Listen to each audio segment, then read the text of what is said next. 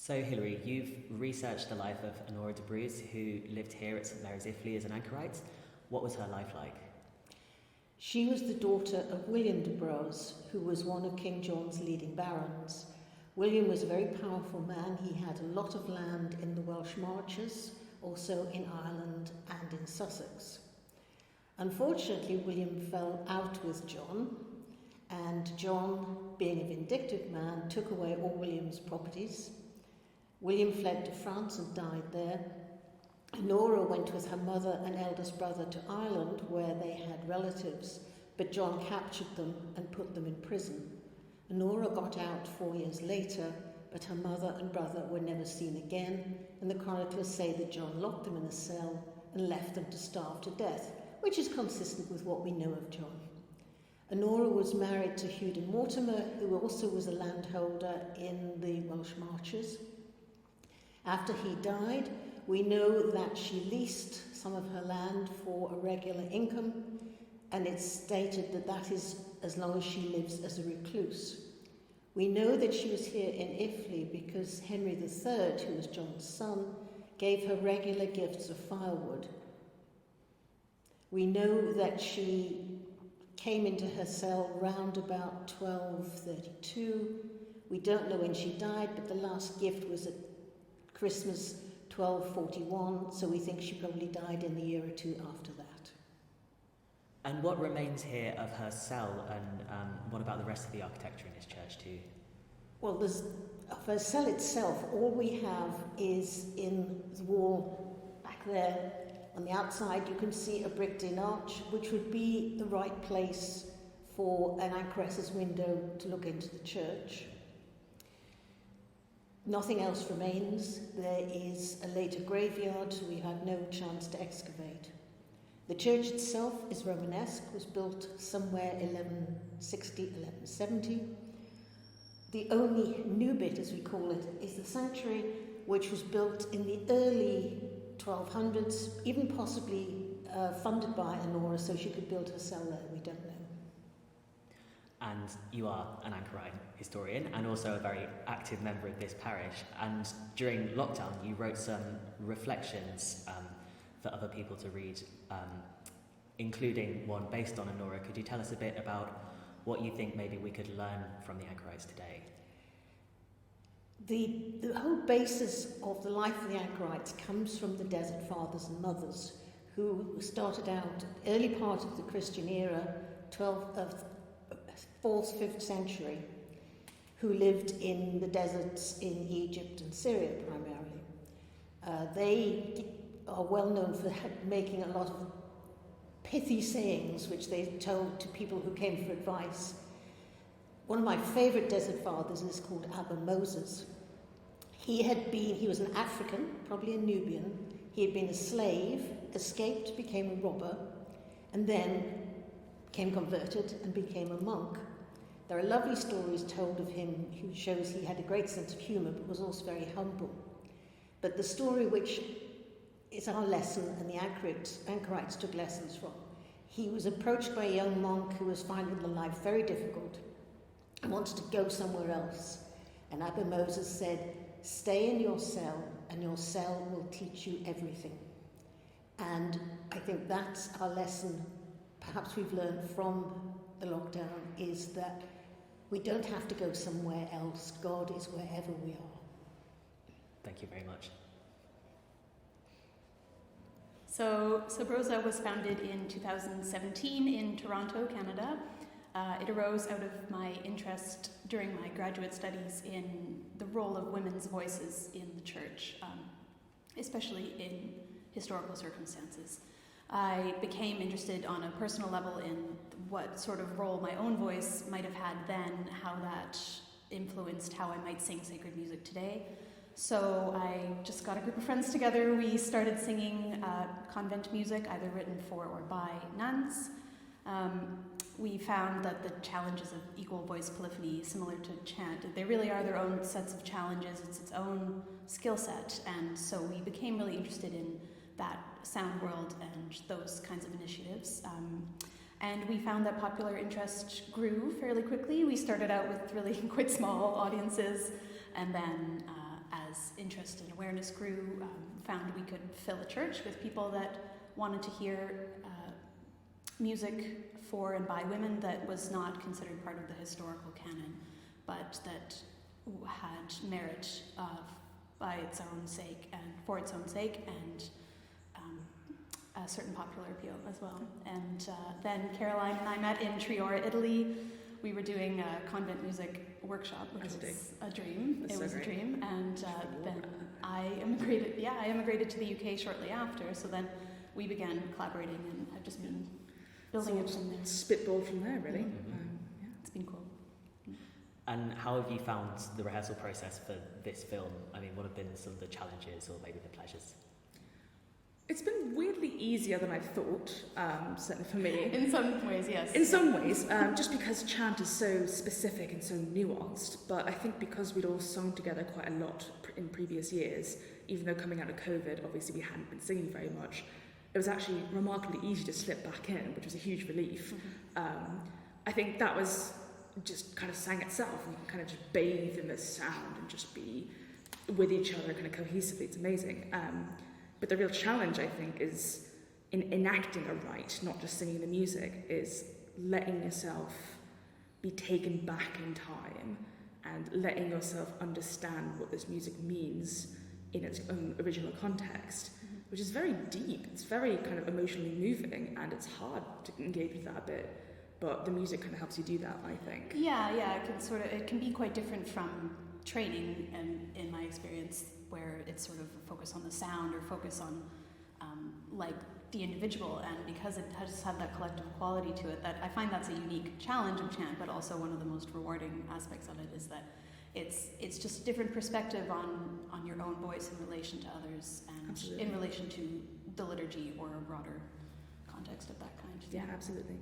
Yeah. Thank you. Thank you. Penny, please could you tell us a bit about the Living Stones programme? Yes, here at St Mary's, Iffley, the stones of the church are carved in the most astonishingly beautiful and unusual ways. 850 years ago, in the 1160s, when the church was being built. And they're one of the things that visitors come to look at and to love. And the congregation here at the church and the community in this village is very keen that not only we in our generation can know about and care for and love the stones of the building, but that we can explore the purpose and the history of the church here in such a way that our knowledge is deepened and we can share our love and our understanding of this building with each other, with visitors from all around the world, and most important of all, with the future generation, the next generation who will be in a position to love and care and actually look after this building. Old buildings take a lot of looking after, but this building is extraordinary. It's been known as the second vicar because it has such a powerful message of awe and just wonder. And people come from far and wide and can't help feeling that. So, what's your relationship with Iffley's medieval history, and has volunteering changed that? I think it has changed it for me because I wasn't very aware of the medieval history before I started to volunteer. So it's made me much more interested in the medieval history of the church in Iffley and medieval architecture in life generally. I think it's made me more interested in reading and finding out more about it. For me, I think I wanted to volunteer because I was fascinated by the medieval aspects of the church here.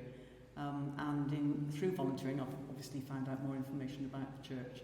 But like Lorna, also it's made me much more aware of noticing Romanesque features in churches elsewhere, particularly in Spain, where in normal times I would be visiting quite a lot of Romanesque architecture.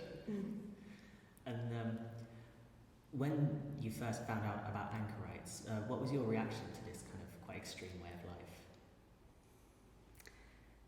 Well, I think I was really interested in it because I think my first thoughts were, I suppose, as somebody leading a 21st century secular life, was how difficult and different that would be to my life. But the more I've sort of read about it, which isn't a huge amount, but the more I've found out about it, I've kind of been more interested and more empathic, I think, to the decisions that some of those women would have come to and why they would have opted for that, say opposite to going into a convent, for example. So I find it more interesting. I didn't know much about it before, but I know a little bit more now, and I'm even more interested in it, I would say, as a decision, as a life decision. I was fortunate to come to an afternoon conference that Livingstone's ran on anchorites and anchoresses several years ago, and I found it absolutely astounding to see it as a positive life choice rather better than being married to somebody you couldn't stand, and also at a time when presumably a lot of women had very little physical freedom anyway, that perhaps the idea of being enclosed, which seems completely intolerable to me, felt quite different. I was also comforted to learn that quite a lot of them had servants and, wood and nice food, which made it seem a little bit more bearable. Yeah. At this point in the rite, the bishop would have said a sermon and then would have celebrated Mass. We're going to skip both of those things for two very good reasons. First of all, if we'd done both of them, this video would probably have been 2 to 3 hours long. And second of all, St Mary's Iffley is an active Anglican church, and it wouldn't be appropriate to celebrate a Roman Catholic Mass here anymore. Next, you're going to see the anchorite being led to their cell, and the rite takes a more morbid turn. You'll see the anchorite lying in their own grave, being anointed with oil as if they're dying, and even being sprinkled with earth.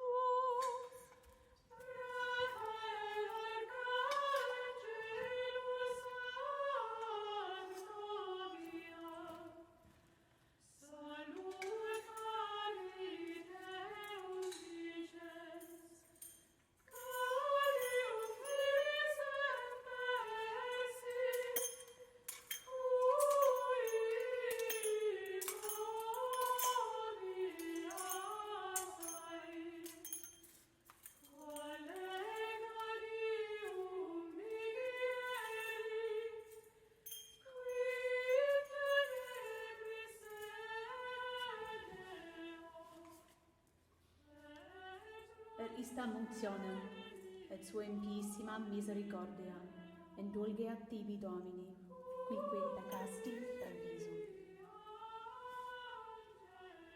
Et istam unctionem, et suem piissima misericordia, indulgeat tibi Domine, quique peccasti per auditum.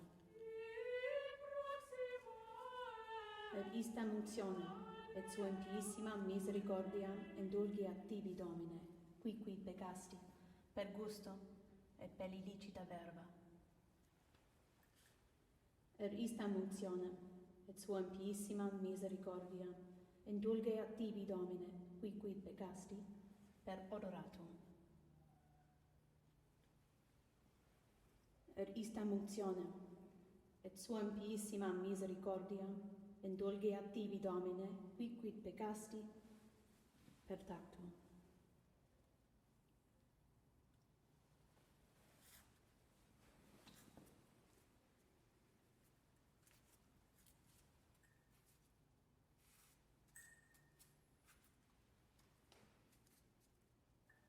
Tibi Domine commendamus, pro animam famuli tui Maria, ut defunctus seculo tibi vivat, etque per fragilitatum mundante conversationis peccata admissit. Tu venia misericordissima pietate asperge, per eiundum Christum Dominum nostrum. Amen.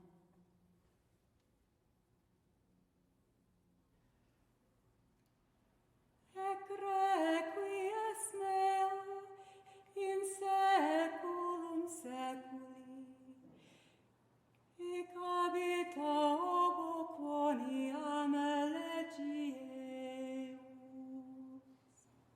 Memento Domine David, et omnis mansuetudinus eus, sicut juravit Domino, votum vobit Deo Iacob, sit traerum in tabernaculum domus Dei, si ascendro in lectum strati Dei, si dedero in somnum oculis meis, et collebris meis dormitationem, et requiem temporibus meis donec in veniam locum Domino, tabernaculum Deo Iacob, ecce audivimus eam in Ephrata,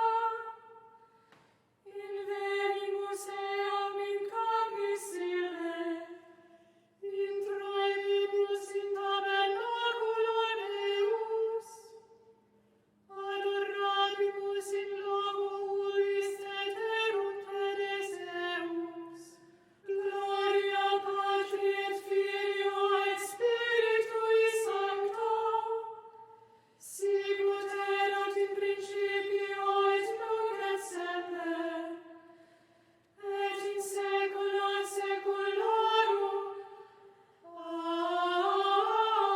Amen.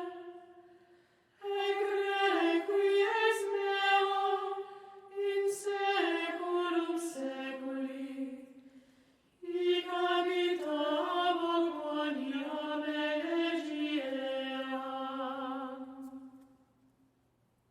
De terra plasmasti me, carnem induisti me, Redemptor meus Domine, resuscita me in novissimo die.